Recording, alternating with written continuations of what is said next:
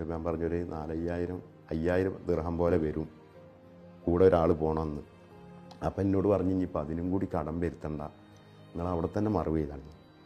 അങ്ങനെ അത് പറഞ്ഞതിലിടയ്ക്ക് എന്നോട് പറഞ്ഞ്, എൻ്റെ ഒരു മോളുണ്ട് സ്കൂൾക്ക് പോയിട്ട്, കുട്ടിനോടും കൂടി ഒന്ന് സമ്മതം ചോദിച്ചിട്ട് നിങ്ങൾ വൈകിട്ട് തീരുമാനം എടുത്താൽ മതി. അങ്ങനെ ഞാൻ ഈ നാട്ടിലുള്ള ഈ മരണക്കേസിൽ ഓടുകയാണ്.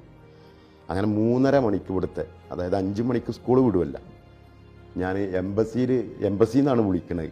എംബസീൻ്റെ പുറത്ത് പോയിട്ട് ഞാൻ ഈ വീട്ടിലേക്ക് വിളിച്ചപ്പോൾ പിന്നെ ഈ കുട്ടിക്ക് കൊടുത്ത് ടെലിഫോൺ.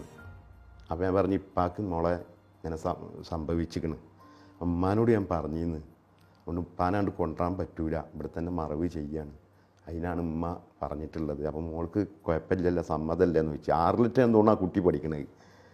അപ്പോൾ ആ കുട്ടി എന്നോട് പറഞ്ഞ്, ഇക്ക പിന്നെ എൻ്റെ അപ്പാൻ്റെ അടുത്ത് ക്യാഷ് ഇല്ലായിട്ടല്ലേ, അതുകൊണ്ട് ഞാൻ പിന്നെ എൻ്റെ സ്കൂളിൽ ടീച്ചറോട് പറഞ്ഞിട്ട് ഒരു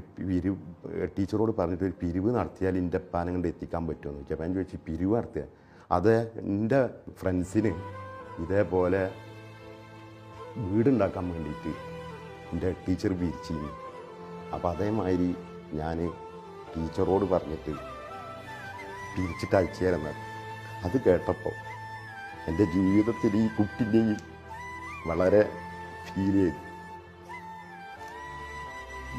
ഞാൻ സംസാരിക്കുന്ന സമയത്ത് എനിക്ക് പിടിച്ചു നിൽക്കാൻ പറ്റിയില്ല. അപ്പോൾ ഈ കൂടെയുള്ള ആളുകൾ എന്നോട് പറഞ്ഞു, ഞങ്ങൾ തരാം സഹായം, ആ ബോഡി എങ്ങനെയും നാട്ടിൽ കെട്ടിക്കണം. അങ്ങനെ ആ ബോഡിയും കൂടെയുള്ള ആളെയും ഈ കൊടുക്കാനുള്ള ഈ ലോണും ഈ ടീമിൽ എനിക്ക് തന്നു.